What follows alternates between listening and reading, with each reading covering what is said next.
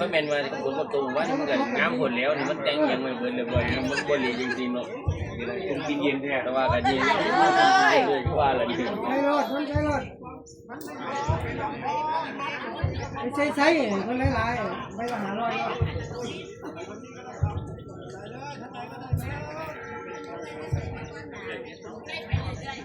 บอกแล้วข้างไปคนนี้มีกองติดนี่ก็ได้เดี๋ยว3:19เดียวเลยก็ได้นี่3:17แล้วเนี่ยมันจะได้ไม่ต้องเราได้เขากำลังมาได้มาเลยครับ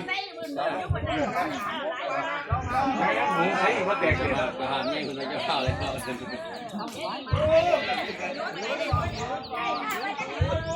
เขาตอนนี้เรามาเข้าใจก่อนเดินทาง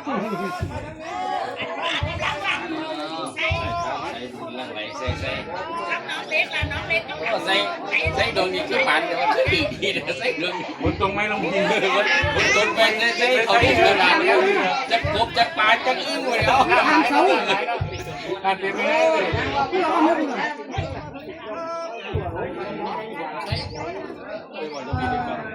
กิจกรรมอยู่ดีเอาผ่านด้วยนะคิดไปก็เป็นมันเล่นแล้วก็ดีอะ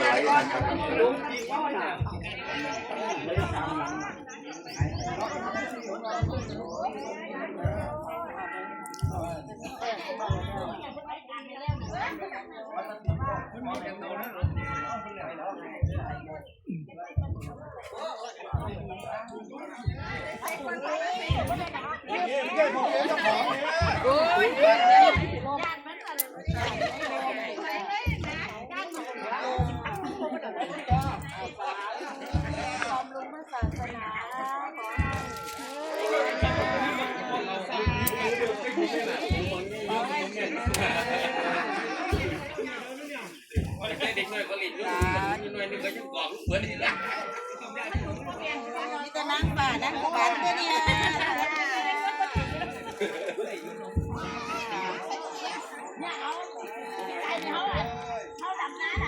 เดี๋ยวเย็นนี้เราจะพยายามไปฝนตกมีขี้ตมหลายย้อนเอาก็ได้พอลงหลุมเลยติดตามหลุมเอาอยู่ขางเสาถ่ายกันและกัน1 2 3 4 5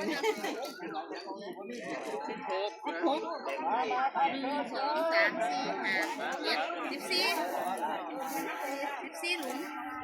เอาไปย่ายมา14แกไว้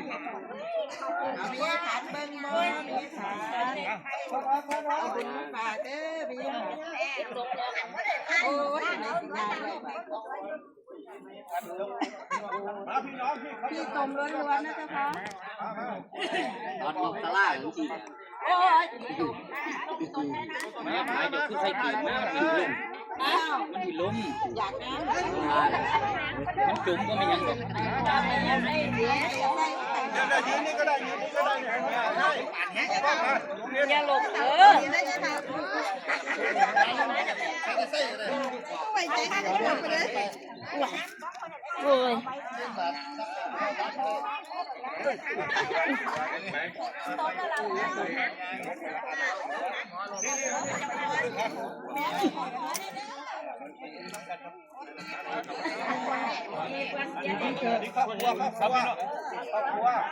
แม่บอกว่าผมยังบอกว่าตอดแล้วก็บาด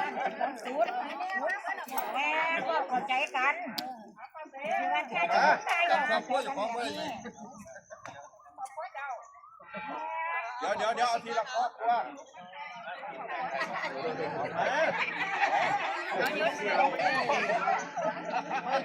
รงนี้ครอบครัว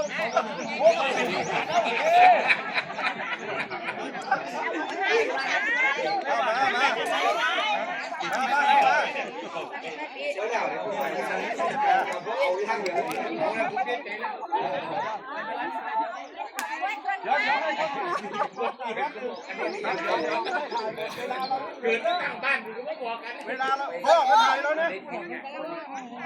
ไป ว่าเจดีสามเอาเรื่องเมื่อวานอย่างนี้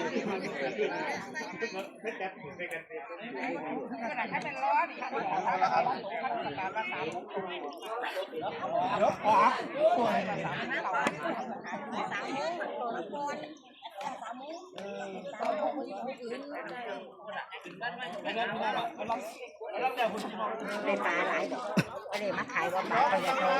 มีปลา จานถ่ายรูปไหมจานกับป้าทองก็ถ่ายรูปมาเจ้าพ่อ จันเดีย ป้าทองเนี่ยป้าทองไหนล่ะ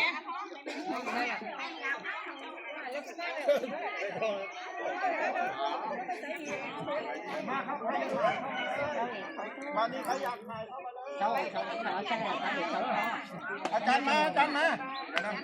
ตัดครับ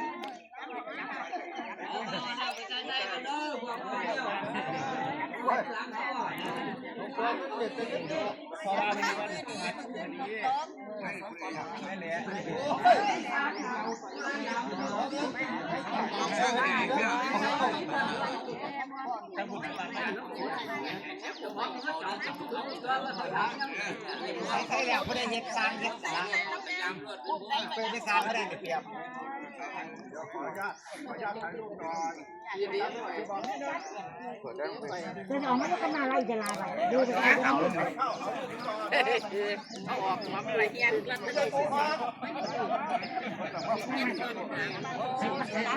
เรียกซื้อน้องดาวมาตั้งเรียกมาปวดคอเลยหายเลยซื้อน้องดาวมาตั้งเลย ถ่ายแล้วเข้าแล้ว มาเหมือนกันมา โอ้คุณมาด้วยไป โอ้เศรษฐีใส่จักมือแม่จ้าใส่2 มือเศรษฐีโใส่2 มือเ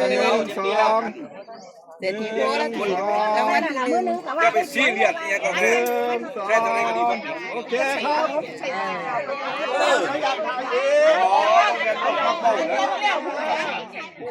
ใช้เงินเดี๋ยวกับคน เขาไม่วางกันเลยหรอ คนมาถึงบุระวันนี้เขาว่างไปบวชไปเลยไปหนุ่มเลยถามหาอยู่ที่น้องไปใส่ว่าเขาเป็นคนย่างจังใช่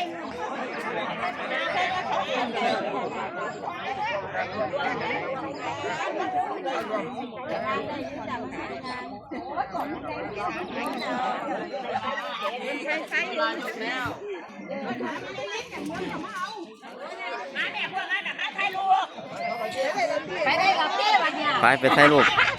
ไปได้หรอเตี้ยมาได้แล้วมาได้แล้วมา